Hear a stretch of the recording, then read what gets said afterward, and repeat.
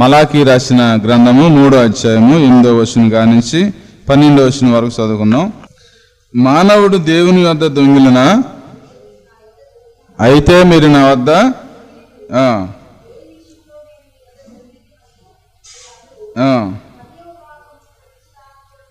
10వ భాగమును ప్రతిష్ఠ తర్పణలను ఇయ్యక ఈ జనులందరూ నా వద్దన మీరు శాపగ్రస్తులై ఉన్నారు. నా మందిరములో ఆహారం ఉన్నట్లు 10వ భాగం అంతయు మీరు నా మందిరం నిధిలో తీసుకురండి.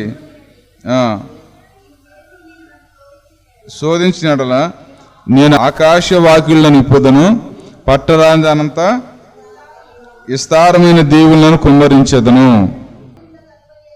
సైన్యములకు అధిపతి యెహోవా సెలవిస్తున్నాడు, మీ పంటను తినివేయు పురుగులను నేను గద్దించెదను,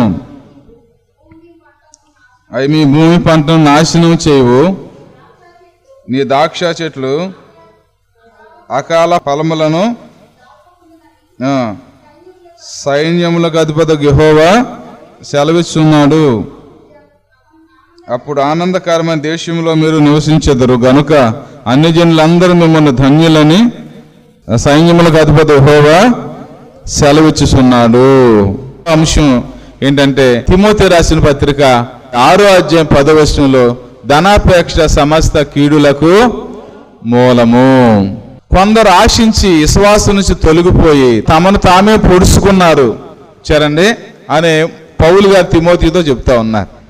చరండి కాబట్టి ధనాపేక్ష సమస్త కీడులకు మూలం. ధనం ఉండొచ్చు, అపేక్ష ఉండకూడదు. చూడండి, మాంసాపేక్ష గలవారై ఎంతమంది చనిపోయారండి ఇజ్రాయేల్ ప్రజలు? మాంసాపేక్ష గలవారై ఎంత అభ్యంతరం అయిపోయారో ఆ దినాన్న. కామాపేక్ష గలవారై ధనాపేక్ష. చూడండి, ధనం ఉండొచ్చు, అపేక్ష ఉండకూడదు. అపేక్ష అనేది డేంజర్, కీడు అనమాట. సమస్త కీడులకు మూలము. కొంతమంది చనిపోయినప్పుడు కీడు బట్టలేస్తారు, అంటే ఆ కీడు రాకూడదని. చరండి, కొంతమంది ఎదురు వస్తాయి, కొంతమంది పిల్లు ఎదురు వస్తాయి, కొంతమంది అమావాస్య అవుతాయి, కొంతమంది ఏమైనా చనిపోతే, కొంతమంది ఏదైనా చేయిపోతే అది కీడు అని ఎంచుతారు ఈ లోకం. అది కాదు కీడు, అలా రాదు కీడు. చరణి, ఎవరు చనిపోతే కీడు రాదు. చరండి, ఎలాగొస్తుంది కీడు అంటే ధనాపేక్ష సమస్తమైన. చూడండి, ఇది పెద్ద ఊపండి. చాలా మంది పెద్ద పెద్ద వాళ్ళు కూడా ఈ ధనాపేక్షలో కూరుకుపోయారు, అడ్రస్ లేకుండా అయిపోయారు. చరండి, ధనాపేక్ష అనేది అపవాది వేసే బాణం. అది ధనాపేక్ష కోసం రక్త సంబంధాలు చంపేస్తూ ఉన్నాయి. ధనాపేక్ష కోసం శరీరాన్ని అమ్ముకుంటూ ఉన్నారు. ధన అపేక్ష చిన్నపిల్లలకి ఎలాంటి మైండ్, ఎలాంటి ఆలోచన, ఎలాంటి వ్యాపారం, ఎంత భయంకరం అది, ఎంత భయంకరమండి ధనాపేక్ష. చరండి, సమస్త కీడు అంటే డేంజర్, భయం. మనుషులు కీడంటే భయం. కాబట్టి ధనాపేక్ష సమస్త కీడులకు మూలం. పెద్ద పెద్ద భక్తులు అనబడిన వారే ధనంలో ఇరుక్కుపోయి సిక్కుపోయి ఉన్నారు. ఇప్పుడు ఏం చేయాలో తెలియక అటు ముందలకి వెళ్ళలేరు, ఇటు వెనక రాలేరు. సాక్ష్యాలు కోల్పోయి పరలోకం వెళ్ళలేక ఇరుక్కుపోయి ఉన్నారు పిల్లరా. సరే, ధనం అనేది చాలా డేంజర్ అన్నమాట. సరే, కాబట్టి ధనాపేక్ష అనేది చూడండి మనుషులకు ఉంటుంది.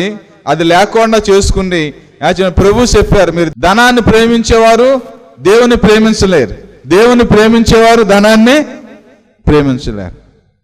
ఒక ఆయనకి మొన్న 400 వేయాల్సి వచ్చి 4000 వేసాడంట. ఒక ఆయన ఎంత వేయాలమ్మా? 400 వేయాలి. పొరపాటున ఎంత వేసాడు? 4000 వేసాడు. 4000 వేస్తే వెంటనే ఈ కుర్రోడు ఏం చెప్పాడంటే, అయ్యా నాకు 400 వేయాలి, 4000 వేశారు అని చెప్పాడు. మళ్ళీ వెంటనే తిరిగి వేసేసాడు డబ్బులు. ఆయనలో ఏం లేదు, ఇంకేం లేదు, మోసం చేసే మనసు ఇంకేం లేదు, అబద్ధం ఆడే మనసు ఇంకేం లేదు, నటించే మనసు. ఆ సాక్షిని ఒక కుర్రోడు ఏమన్నాడంటే, నేనవుతే వేయనండి, నేనవుతే చెప్పనండి, నేనవుతే వేయనండి. సరేండి. అబ్బా ఆయనకి ఎన్ని మార్కులు పడతాయి, ఈయన కూడా అన్ని మార్కులు పడతాయి అనుకున్నాను.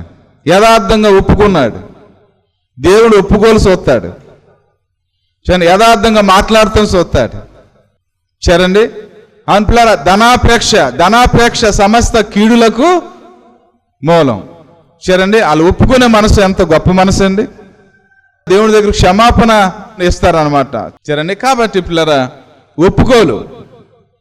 మొన్న కుర్రని అడిగాను నేను శుక్రవారం, ఏమయ్య కాలేజీ లేదు కదా ఎందుకు ప్రార్థనకు రాలేదు అని అడిగితే ఆయన అన్నాడు, అంకులు ఆన్లైన్లో పెట్టారు అన్నాడు.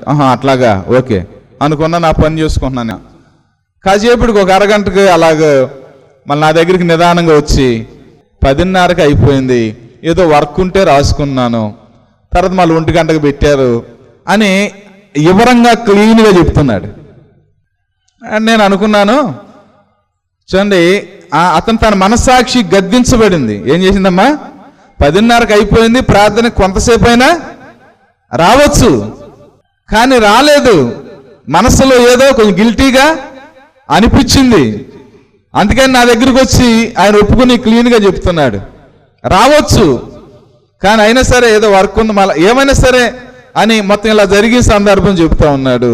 అంటే ఆయన మనసు ఎలాగుంది చూడండి, తేటగా ఉంది, తేలిగ్గా ఉంది, క్లీన్గా చెప్తా ఉన్నాడు. సరేండి.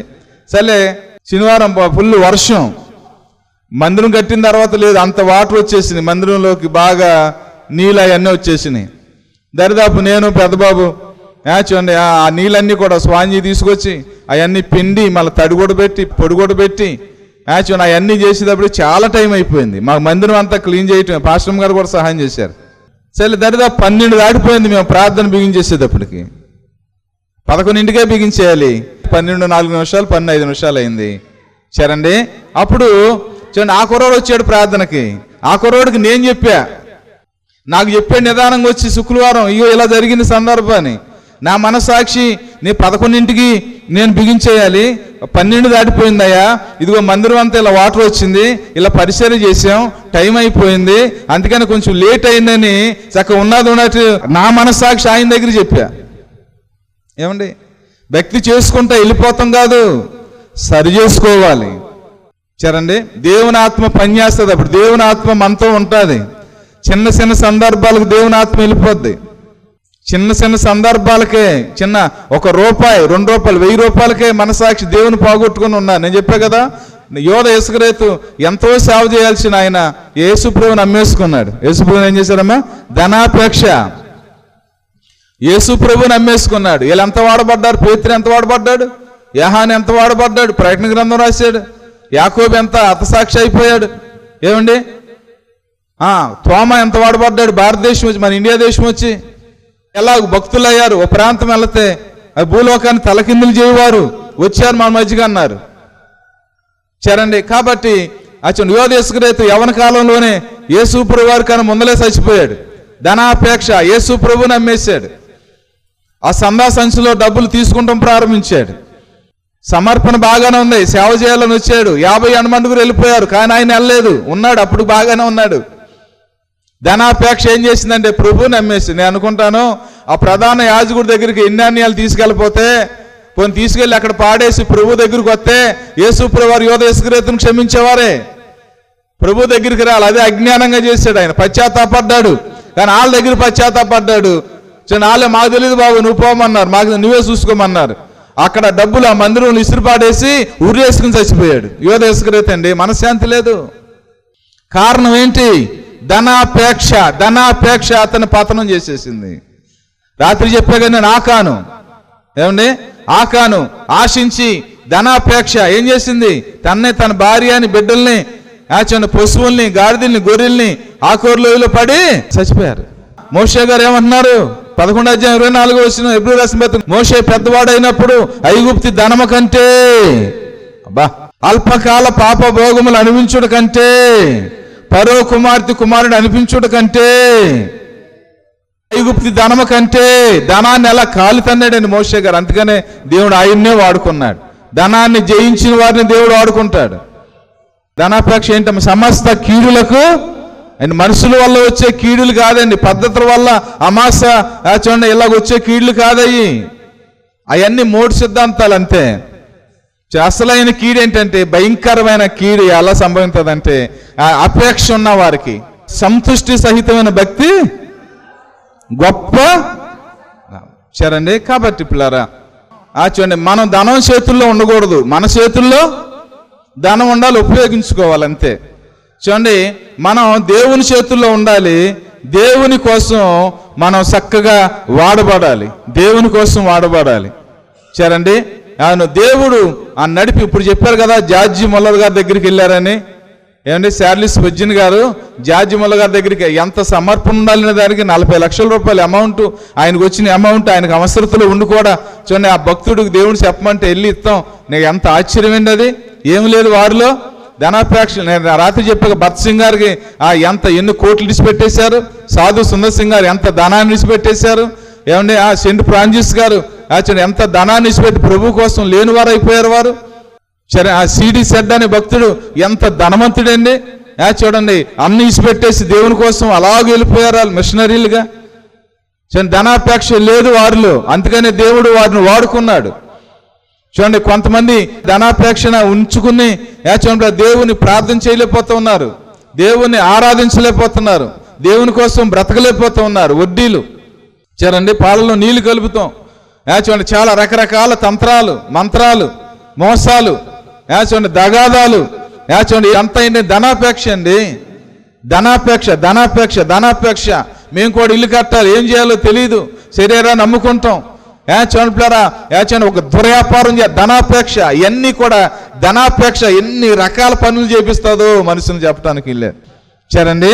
అవును. కాబట్టి పిల్లరా, ఒక ఆయన పాపం సముద్రం ఒడ్డున ఆ సాయంత్రం పూట చక్కగా పడవ మీద పడుకుని పాట పాడుకుంటున్నాడట. పాట పాడుకుంటే, ఓ ఏమయ్యా ఏంటి అందరూ ఏటకెళ్ళారు అంటే, పొద్దున్న వెళ్ళాను సార్, అయిపోయింది, ఆ ఏట వచ్చినాయి, నాకు 400 అయినాయి, నేను వచ్చినాయి, నేను చూడండి పిల్లలకి ఇచ్చి వచ్చాను, ఈ ఖాళీ సమయంలో ఏకాంత ప్రార్థన చేసుకుంటున్నాను, పాట పాడుతున్నానంట. చూడండి, ప్రార్థన చేసుకుంటే ఏమొస్తుందా, మళ్ళీ సాయంత్రం కూడా ఏటకెళ్ళొచ్చు కానాడట. వెళ్తే ఏమవుద్ది అన్నాడట. ఇంకో 400 వస్తాయి కానాడట. వస్తే ఏమవుద్ది అన్నాడట. చూడండి, అలాగ ప్రతిరోజు వెళితే ఇంత అమౌంట్ సంపాదించుకోవచ్చు కానాడట. ఆ సంపాదించుకుంటే ఏమవుద్ది అన్నాడట. ఒక మంచి ఇల్లు కట్టుకోవచ్చు కానాడంట. ఇల్లు కట్టుకుంటే ఏమవుద్ది అన్నాడంట. ఇలాగే ఫ్రీగా పడుకుని పాటలు పాడుకోవచ్చు కానాడంట. మరి ఇప్పుడు నేను చేసేది ఏంటి అన్నాడంట. ఇప్పుడు నేను చేసేదేంటి, ఇప్పుడు ఏంటండి, ఇల్లు కట్టు డబ్బు సంపాదించుకుని ఎంత ఫ్రీగా ఉంటారా, ఇంకా పరిగెడతారా? ఏమండి, ధనాపేక్ష మనుషుల్ని వారి విశ్వాసం నుంచి కూడా తొలగిపోతున్నారు. ధనాపేక్ష వాళ్ళు ఏమవుతున్నారు, విశ్వాసాన్ని పట్టుకుని సమర్పణ నుంచి కూడా తొలగిపోతూ ఉన్నారు. ధనాపేక్ష వచ్చినప్పుడు హృదయాలు పాడైపోతూ ఉన్నాయి, రక్త సంబంధాలు పాడైపోతూ ఉన్నాయి. చాలా డేంజర్ అన్నమాట. ఇప్పుడు ప్రస్తుతం ప్రపంచంలో నడిచేది ఈ ధనం అనే ఆత్మ.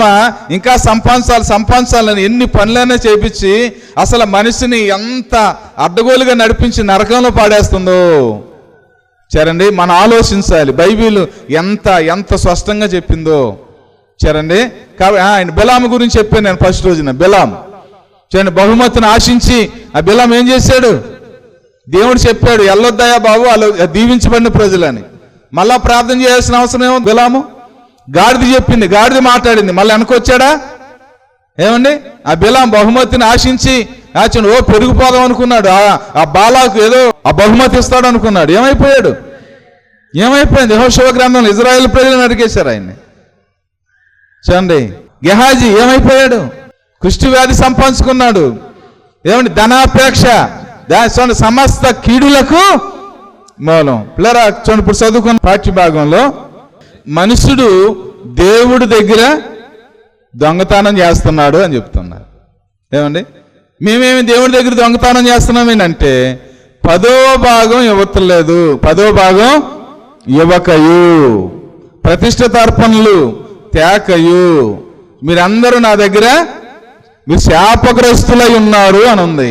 ఒకసారి శ్రీరామనమ్మ గారు చెప్పారు ఆ సేవకుల మీటింగులు, అబ్బాయి సేవకులందరూ దశంబా గురించి చెప్పాలి. చూడండి, ఏదో అడుగుతున్నారు, ఏదో అనుకుంటారని మీరు అలా వదిలేస్తే మనుషులు శాపం నుంచి బయటికి రావట్లేదు.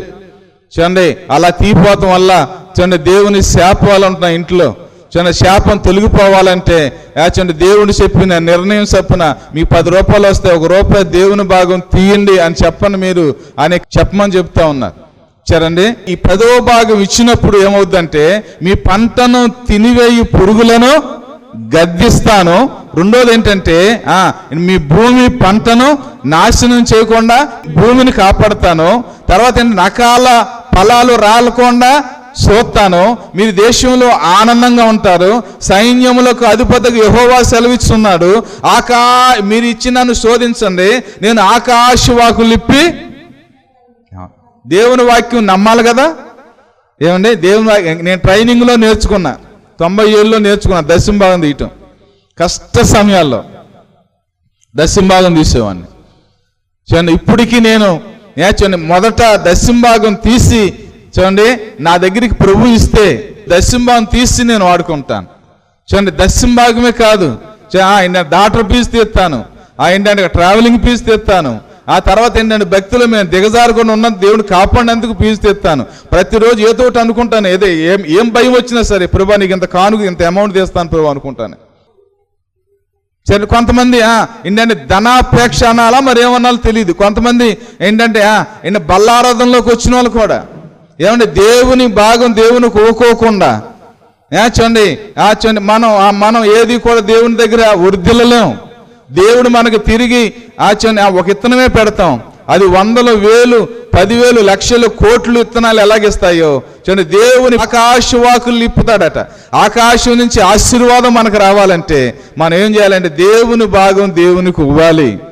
మన ఇంట్లో అన్ని పనిముట్లతో పాటు దేవుని భాగం తీసే ఒక పనిముట్టు ఉండాలి. ఏదన్నా ఒక డబ్బాను ఏదన్నా ఉండాలి. ఇది దేవునికి సంబంధించింది అని ఒకటి ఉండాలి మన ఇంట్లో. చూడండి, ఏదన్నా ఎవరన్నా నీ టక్కమంట పేదవాళ్ళు లేని వాళ్ళు ఎవరిని ఉంటే దాంట్లో తీసి ఉపయోగించుకోవచ్చు. పేదలను కటాక్షించేవాడు యెహోవాకు అప్పించేవాడు. చూడండి, కొంత పరదేశులకు ఇవ్వచ్చు. బైబిల్ లేఖనాల ప్రకారం చెప్తా ఉంది, పరదేశీయులకు ఇవ్వచ్చు, లేని వారికి ఇవ్వచ్చు, దుప్పట్లు లేని వారు దుప్పటి కొనవచ్చు, బట్టలు లేని వారు బట్టలు కొనవచ్చు. ఈ దశంభాగం నుంచి తీసి చూడండి. తర్వాత దేవుని మందిరంలో ఉంచవచ్చు పరిచర్య జరగటానికి. చూడండి, అసలు దశంభాగం చెప్పింది ఎందుకో చెప్పినా, ఈ మాటలు బైబిల్లో ఉన్నాయి కాబట్టి.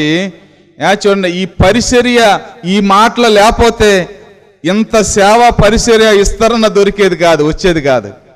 చూడండి, ఓ సేవకుడు సమర్పించుకుని తల్లిదండ్రులు గ్రామాన్ని ఇసిపెట్టుకుని వచ్చి సువార్త మొదలుపెట్టి నశించిపోతున్న ఆత్మల కోసం చూడండి పోరాడుతూ ఉన్నారు అంటే చూడండి బైబిల్లో దేవుడు ముందలే దాసించాడు. ఏం దాసించాడమ్మ దేవుడు? బైబిల్లో దేవుడు దాసించాడు. బైబిల్లో దేవుడు దాసి పెట్టాడు అక్కడ. చూడండి, మీకు పోషణ కొరకు చూడండి ఎవరైతే మేలు పొందుతారో రక్షణ పొందుతారో వారు 10వ వంతు దేవుని మందిరం తీసుకొస్తారు నాయన. ఆ 10వ వంతుని బట్టి మీరు పోషించబడండి. చూడండి, తర్వాత సంఘం పెరిగే కొలిది చూడండి సంఘ పనులు చూడండి ఇంకా మందిరాలు కడతామని ఇంకా సేవ విస్తరణని అలా చేయండి. తన మందిరంలో ఆహారం సమృద్ధిగా ఉండేటట్టుగా ఈ యొక్క విధానం దేవుడు పెట్టారు కాబట్టి ఇంత పరిచర్య జరుగుతూ ఉంది. బైబిల్లో ఈ మాటలు రాయిపోతే చూడండి ఇంతమంది సేవకులు వచ్చి పోషించబడేవారా? చూడండి, ఈ సేవకులు ఏ పని చేయరు, ఏంటి సంపూర్ణమైన దేవుని పని చేస్తారు. చూడండి, అలా జాబ్ చేసే సేవ చేసే వాళ్ళు కూడా ఉన్నారు. ఈ పరిచర్య విస్తరణ కొరకు నశించిపోతున్న ఆత్మలు రక్షించబడటానికి సువార్త పెంచడానికి ఏమైనా మిషనరీలు వచ్చారంటే వాళ్ళు వెనకాల పార్ట్ టైం జాబ్ చేసి అమెరికాలో చూడండి 8 గంటలు డ్యూటీ అయిన తర్వాత 2 గంటలు జాబ్ చేసి ఆ డబ్బులంతా మిషనరీలు పంపుతూ ఉంటారు. ఆ మిషనరీలు వచ్చి చూడండి హాస్పిటల్ కట్టి ఆ పరిచర్య జరుగుతుందంటే కొంతమంది త్యాగాన్ని బట్టి. సరండి, మీ పంటను తినివేయి పురుగులను గద్దిస్తాను. చూడండి, ఆత్మీయ పంట గలతీ రాసిన 5:22 చూడండి ఆత్మీయ ప్రేమ, విశ్వాసం, సంతోషం, చూడండి సమాధానము, ఆశా నిగ్రహము, ఈ 9 ఫలాలు ఆత్మీయ పంట. ఆత్మీయ జీవితంలో ఈ పంటను తినివేయి పురుగులు వస్తాయట. ఏంటి ఈ స్వార్థమని చూడండి లేకపోతే రకరకాల ఈ పురుగులు ఏం చేస్తాయంటే ఆత్మీయ పంటని తినేస్తూ ఉంటాయి. దశంభాగం ఇచ్చినప్పుడు దేవుడు ఆ పురుగులను గద్దిస్తాడు. ఆత్మీయ పంట పండాలంటే చూడండి మనం ఏంటంటే ఈ వాక్యాన్ని నెరవేర్చాలి. మన హృదయం అనే భూమి చక్కగా ఏంటంటే మంచిగా సమృద్ధిగా ఉండాలంటే ఈ భూమి చాలా చక్కని విధానం ఉండాలంటే చూడండి దశంభాగం తీయాలి. అకాల మరణాలు రాకోకుండా ఉండాలంటే, శాపం తొలగిపోవాలంటే, మయాన్ని అవిశ్వాసులు అయిపోకుండా ఉండాలంటే, విశ్వాసంలో ముందరికి వెళ్ళాలంటే ఏం చేయాలండి? దశంభాగాన్ని. దశంభాగం అంటే ఏంటి? లేవియాకాండం 27:30 ఒకసారి చూడండి. భూధాన్యంలోనేమి, వృక్షపాలంలోనేమి, భూపాలములన్నిటిలో దశమ భాగము యెహోవా సొమ్ము, అది యెహోవాకు ప్రతిష్ఠితమగును. ఒకడు తాను చెల్లింపవలసిన దశమ భాగములో దేన్నైనా విడిపింపగోరిన ఎడల దానిలో 5వ వంతు దానిలో కలపాలని. కొంతమంది దశమ భాగం తీస్తారు. ఏదైనా అవసరం ఉంటే ఏం కాపాడతలేదు అనుకో, ఏం చేస్తారు? మీ దశమ భాగాన్ని వాడతారు. అలా వాడకూడదట. దశమ భాగం తీసిన దాన్ని వాడకూడదట. ఒకవేళ వాడితే మళ్ళీ 5వ వంతు కలపాలన్న దానికి. 5వ వంతు అంటే నీకు 100 రూపాయలు దేవుడు ఇచ్చాడు, 10 రూపాయలు తీసావు. 10 రూపాయలు తీసినప్పుడు నువ్వు వాడేసినప్పుడు మళ్ళీ ఏం తీయాలంటే ఆ 10 రూపాయలు ప్లస్ 5 రూపాయలు 15 రూపాయలు తీయాలట. దాంట్లో దేవుని లెక్కలు ఎప్పుడు కూడా నువ్వు తగ్గించకూడదు. చూడండి, 5వ వంతు దాంట్లో కలపాలి. 30వ వచనం, భూధాన్యములోనేమి, ఫలవృక్షంలోనేమి, భూపాలం అన్నిటిలో దశమ భాగం యెహోవా సొమ్ము. ఎవరి సొమ్ము అది? యెహోవా సొమ్ము. 32వ వచనం, గోవుల్లోనే గాని గొర్రె మేకల్లో గాని కోల కింద నడుస్తున్న వాటిలో దశమ భాగము ప్రతిష్ఠితమగును. అది మంచిదో చెడ్డదో పరిశోధింపకూడదు, దాన్ని మార్చకూడదు. దాన్ని మార్చిన ఎడల అదియు వానికి మారుగా ఇచ్చినదియు ప్రతిష్ఠితమగును. అట్టి దాన్ని ఇడిపింపకూడదని చెప్పాను. ఇవి యెహోవా సీనాయి కొండ మీద ఇశ్రాయేలు కొరకు మోషేకి ఇచ్చిన ఆజ్ఞలు. చూడండి, అది మంచిదో చెడ్డదో పరిశోధింపకూడదు, దాన్ని మార్చకూడదు. మార్చిన ఎడల అదియు దానికి మారుగా ఇచ్చినది, ఆ రెండు కూడా ప్రతిష్ఠితమాను. ఇంత మీకు బాగా అర్థం అవ్వాలంటే సో నేను మాట చెప్తాను. సో కోడి పిల్లలు చేయించింది పాపం ఒక ఆవిడ. 10 పిల్లలు చేసింది. 10 పిల్లలు చేస్తే అదిగో ఆ ఎర్ర పిల్లని దేవుడికి ఇస్తాను అనుకుంది ఆవిడ. ఏ పిల్లనే? ఆ ఎర్ర కోడి పిల్లని దేవునికి ఇస్తాను అనుకుంది. ఈ 10 ఇదే బాగా పెరుగుతుంది. బాగా పెరిగింది, చక్కగా పెరిగింది. ఆ ఇంట్లోకి వాళ్ళ బంధువుడు వచ్చాడు. బంధువుడు అయితే కత్తిమయ్యన్నీ నాసుగా ఉన్నాయి కానీ దేవునికి ఇస్తానన్నది ఏమైంది? ఏమంటే కొంచెం బాగానే కాపాడుతుంది భోజనం చక్కగా సిద్ధపరచడానికి. సర్లే ఏం చేసిందండి, సర్లే ఈ ఎర్రకోడి పిల్లని దేవునికి ఇస్తానన్నాను, ఇదే బాగా కాపాడిందే, దీని బదులు అది ఆ తెల్ల పిల్లని ఇస్తాను అని గనక నోటితో అంటే ఈ ఎర్ర పిల్లని ఇచ్చేయాలంట, ఆ తెల్ల పిల్లని ఇచ్చేయాలంట. దేవునికి మార్చకూడదంట. అనుకున్న దాన్ని మార్చకూడదంట. ఎర్రపిల్లని అన్నప్పుడు ఎర్రపిల్లనే ఇవ్వాలి.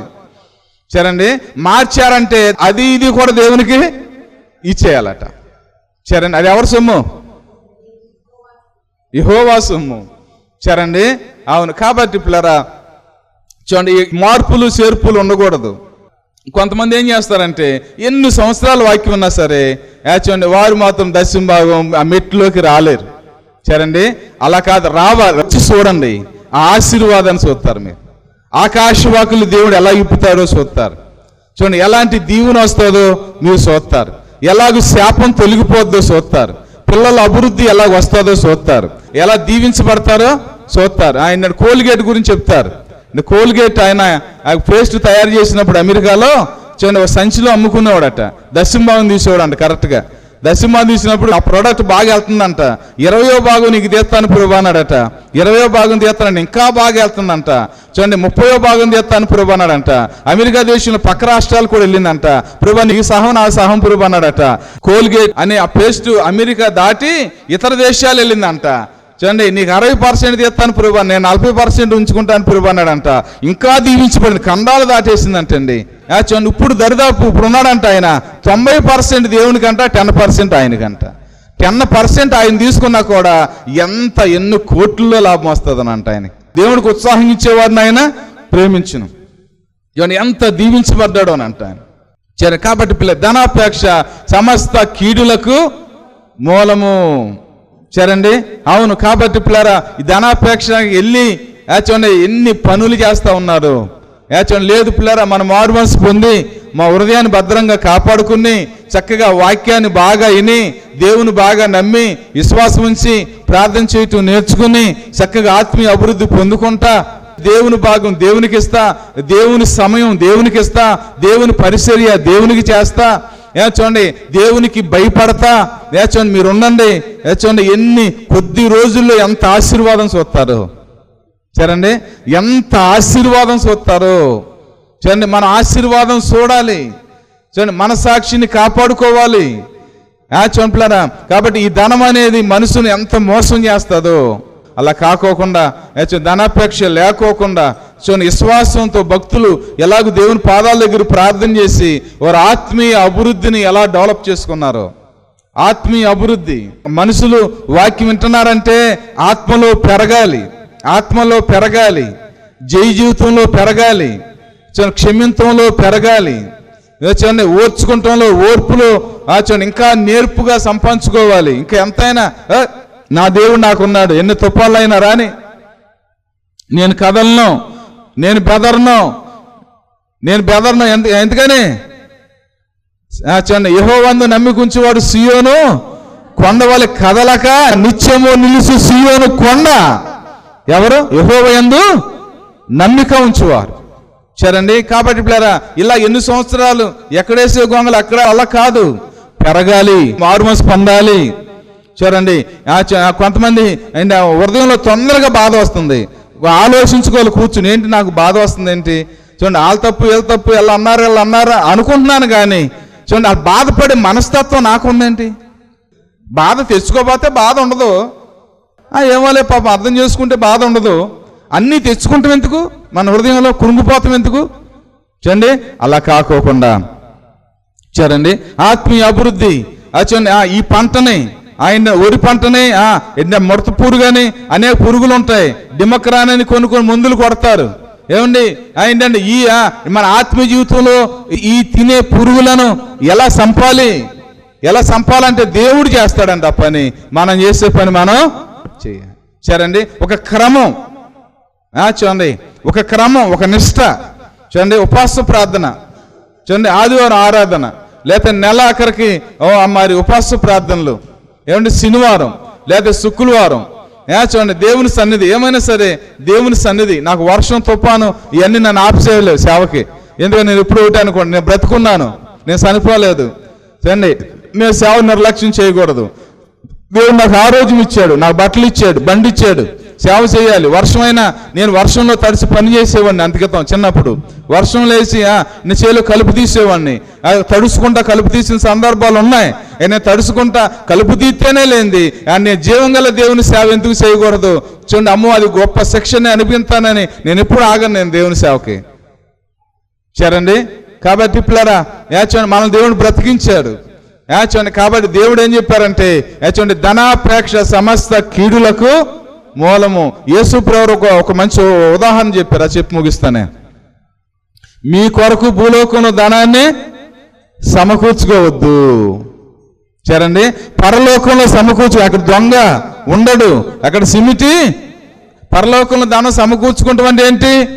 ఈ 10వ భాగం తీసినప్పుడు సేవకుడు బైబిల్లో కానీ లేదా కనుక చూడండి ఆ బాక్స్లో కానీ లేదా బీదవారికి కానీ లేదా కనుక ఎవరికన్నా దశభాగం ఉపయోగించి చూడండి వాళ్ళ దగ్గరికి వెళ్ళకోకుండానే పరలోకం వెళ్ళిపోద్ది, నీ పేరు బ్యాంకులో పడిపోద్ది. పరలోకంలో నీ కోసం ధనం సమకూర్చబడద్ది. అక్కడంతా కూడా నీ కన్నీరు పరలోకంలో బుడ్డిలో ఉంటుంది. నువ్వు ఖర్చు పెట్టిన ధనం, ఈ లోకంలో పరిచర్య చేసిన విధానం అంతా కూడా నీకు అంత ఆశీర్వాదకరంగా పరలోకంలో మారిపోద్దు. పరలోకంలో ఒక వంతు 100 రొట్టెలు ఫలం వస్తుంది అక్కడ. చూడండి భూలోకంలో 100 రొట్టెలు, అయ్యా మీకోసం ఇంత సమర్పించుకున్నాం కదా, మా కోసం ఏంటి అని అంటే అక్కడ ఆ యేసు ప్రభు చెప్పిన మాట ఏంటంటే ఇహమందున పరమందున 100 రెట్లు ఫలముందు, ఇహమందున పరమందున 100 రెట్లు ఫలముందున్ వారి ధన్యులు ధన్యులు వారి ధన్యులు వారెంతో ధన్యులు ధన్యమో ఎంతో యేసయ్యను కలిగిన జీవితము యేసయ్యను కలిగిన జీవితం ఎకమందున పరమందున. చూడండి 100 రొట్టెలు 2 సార్లు దొరుకుద్దట. దేవునికి ఇచ్చేయి, బీదలకు ఇచ్చేయి, దశంభాగం తీసేయి. ఎన్ని రొట్టెలు అంట? 100 రొట్టెలు. ఏమందున మన తిరిగి ఇక్కడే ఇస్తాడట. చూడండి పరలోకంలో కూడా నేను ఇక్కడే చాలాసార్లు చూశాను. నేను అలాగే దేవునికి ఇచ్చినప్పుడు, అలా నేను దేవుని కోసం చేసినప్పుడు దేవుడు ఎన్నో రెట్లు తిరిగి ఇస్తాం నేను చాలాసార్లు చూశాను. చూడండి, చాలాసార్లు విశ్వాసంతో ప్రార్థన చేస్తూ ఉంటాను. సరేండి. కాబట్టి పిల్లరా, పేదవారికి సహాయం చేసినప్పుడు నేను ఎన్ని రెట్లు ప్రతిఫలం చూశాను. సరేండి. కాబట్టి పిల్లరా, మన దేవుడి సన్నిధిలో ఇహమందున పరమందున 100 రెట్లు ఫలం, 100 రెట్లు ఫలం ఇస్తాడంట. ఇక్కడ ఇస్తాడు, పరలోకంలో కూడా ఇస్తాడు. ఇంత ఆశీర్వాదాన్ని ఎందుకు పోగొట్టుకోవాలి? ఎంత కష్టమైనా సరే మీరు 10% ప్రభు తీయండి. సరేండి. ఆశీర్వాదాన్ని పొందండి, వాక్యం నమ్మండి, ఆత్మీయంగా ఫలించండి. పంటను తినివే పురుగులను ఏంటి, ఆత్మీయ పంట గురించి ఎందుకు చెప్పారు అక్కడ? సరేండి. దశమభాగాన్ని దానికి కలెక్షన్ ఉంది. సరే, భూమి గురించి ఎందుకు చెప్పారు ఆయన? అకాల పలా రాళ్ళకోకుండా ఎందుకు చెప్పారు ఆయన? మీరు దేశంలో ఆనందంగా జీవిస్తారు అని ఎందుకు చెప్పారు ఆయన? అది పరలోక రాజ్యం ఏంటి, పరలోకం వెళ్తానే సహా మార్కులు పడిపోతాయి అంట 10%లో. సరేండి. కాబట్టి చక్కగా నేర్చుకోండి, నిష్ఠగా ఉండండి. నేను చాలా నిష్ఠగా ఉంటాను ఈ విషయంలో, చాలా కరెక్ట్గా ఉంటాను నేను. సరేండి. మీరు కూడా చక్కగా నిష్ఠగా ఉండండి. మీరు ఎంత ఫలిస్తారో, మీరు ఎంత ఆశీర్వాదాన్ని దేవుడి దగ్గర చూస్తారో మీరు చూడండి, దాన్ని అనిపించండి, దాని సాక్ష్యం చెప్పండి. చూడండి, ధనాపేక్ష సమస్త కీడులకు మూలము. చూడండి, ఎక్కడ ఎలాగూ పనిచేస్తుందో ధనాపేక్ష, దేవుడికి ఒక్కోకుండా పనిచేస్తుందా, లేదా కానీ ఏదైనా మోసం చేయాలని పనిచేస్తుందా, లేదా ఒక మాట ఏదైనా చెప్పాలని పనిచేస్తుందా? ధనాపేక్ష ఏ రీతిగా నేను నడిపిస్తుందో దాన్ని పట్టుకో, ఆ మొక్క నీలోంచి తీసివేసే. చూడండి, నువ్వు చక్కగా ఫలించు, దేవుడు నిన్ను దీవిస్తాడు. మా అడ్రస్ ఎల్ఏఎఫ్ బెతెస్దా ప్రార్థనా మందిరం, స్విమ్మింగ్ పూల్ రోడ్, సర్కర్ తోట, మచిలీపట్నం, ఆంధ్రప్రదేశ్, కృష్ణా డిస్ట్రిక్ట్.